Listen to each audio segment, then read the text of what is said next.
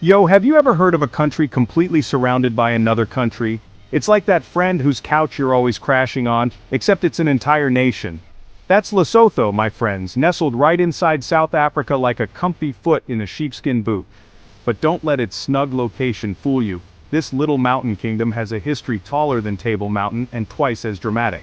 Lesotho, also known as the Kingdom in the Sky, is known for its stunning mountain scenery, rugged plateaus, and a culture as rich as the diamonds they occasionally find there. But before we get into all that, we gotta rewind, like way back. Think history class, but instead of boring textbooks, it's me, your favorite South African comedian, giving you the lowdown. Long before Spotify playlists and Instagram influencers, the Sand People roamed southern Africa, living off the land and probably inventing fire.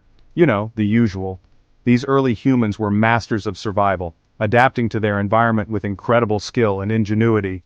Fast forward a few centuries and you have Bantu-speaking tribes migrating down, bringing with them ironworking and some serious agricultural skills.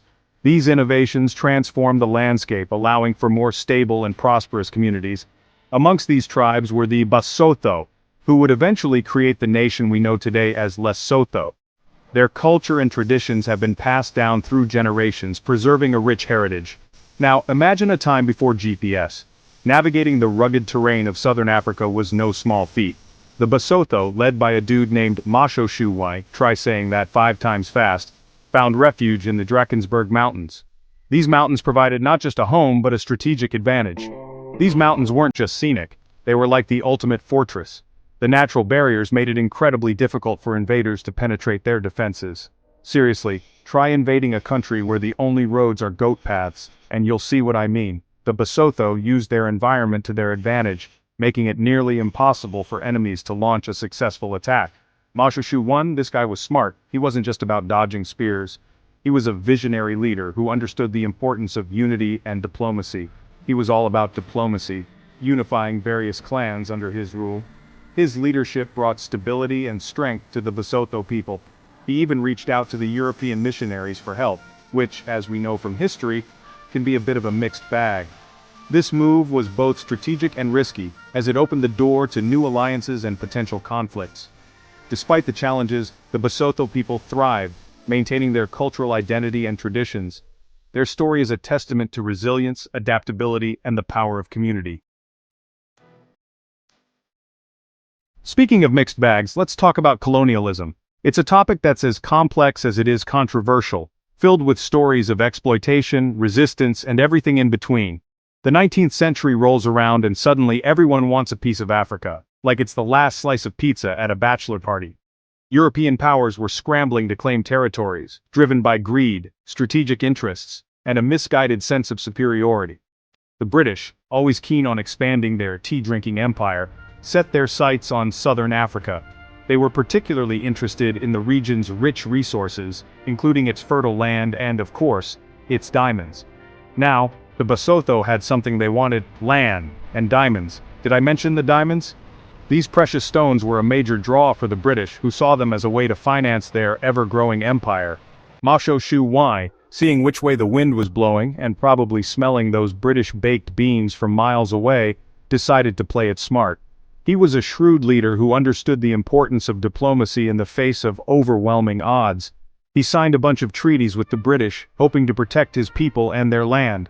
These agreements were meant to establish clear boundaries and ensure mutual respect, but things didn't go as planned. But, as with most things in history, it wasn't that simple. The treaties were often vague, leading to misunderstandings and conflicts. The British and the Basotho had different interpretations of the agreements, which only added to the confusion. The borders were fuzzy, the treaties were confusing, and everyone seemed to have a different interpretation of what was agreed upon. This led to numerous disputes and a lot of tension between the two sides. It was like trying to order food at a drive-thru with a bad connection. You think you've got it all sorted out, but when you get to the window, nothing is as you expected. The story of the Basotho and the British is a testament to the complexities and challenges of colonial-era negotiations.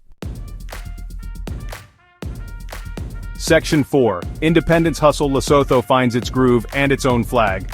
Fast forward to the 20th century and the winds of change are blowing through Africa. Countries are ditching their colonial rulers faster than you can say decolonization, and Lesotho is no exception. After years of pushing back against British control, Lesotho finally gained its independence in 1966. Cue the confetti, the celebrations, and the creation of a brand new flag. Independence wasn't all sunshine and roses though. Like any new country, Lesotho had its fair share of growing pains. Political instability, economic struggles, and the ever-present shadow of apartheid South Africa made for some challenging times, but through it all the Basotho people persevered, proving that their resilience is as strong as the mountains they call home. Section 5. Growing Pains, From Kingdom to Democracy, One Election at a Time. Post-independence Lesotho was like that friend figuring out life after college. It was a time of excitement and uncertainty, filled with both opportunities and challenges. The country had to navigate its newfound freedom and the responsibilities that came with it. Sure, you're free, but now you gotta pay rent, find a job, and figure out how to do taxes. The reality of self-governance set in quickly, and the people of Lesotho had to adapt to their new circumstances. Not exactly a party, right? The initial euphoria of independence was soon tempered by the practicalities of running a country. There were many sleepless nights and stressful days as the nation worked to establish itself. Lesotho had to establish its own government, build an economy, and navigate the choppy waters of international relations. This was no small feat, and it required a lot of hard work and dedication from its leaders and citizens alike. They transitioned from a kingdom to a constitutional monarchy, which is a fancy way of saying the king is more like a beloved celebrity than an actual ruler. This shift allowed for a more democratic form of governance while still honoring their cultural heritage. They've held elections, dealt with political drama because what's a country without a little political theater, and even had a few coups thrown in for good measure. Each election was a step towards solidifying their democratic processes, despite the occasional setbacks. It's been a wild ride, but through it all Lesotho has held on to its unique identity and its fierce spirit of independence. The journey from a kingdom to a democracy has been marked by resilience and a steadfast commitment to their values and traditions. Section 6. Lesotho today, mountains, tourism, and a whole lot of potential. So, where's Lesotho at today? Well, it's still nestled inside South Africa, like that last fry you're saving for later, but it's making a name for itself, attracting adventurers, nature lovers, and anyone who appreciates a good pair of hiking boots. Tourism is booming, and with good reason. Lesotho is a country of breathtaking beauty, from the soaring peaks of the Drakensberg Mountains to the cascading waterfalls and lush valleys. The country is also investing in its people, focusing on education, healthcare, and economic development. They're working on diversifying their economy, moving beyond diamonds and textiles to explore new opportunities in sectors like technology and renewable energy. Section 7. So you want to visit Lesotho? Pack your hiking boots and your sense of adventure. Lesotho is a country that will surprise you. It's a place where you can hike through stunning mountain scenery, experience the warmth and hospitality of the Basotho people, and learn about a unique culture that has survived against all odds. So, next time you're planning a trip and you're looking for something truly off the beaten path, think Lesotho. Just remember to pack your hiking boots, your sense of adventure, and maybe a phrase book. While most people in Lesotho speak English, knowing a few Sesotho phrases will definitely earn you some smiles. Trust me, it's a journey worth taking.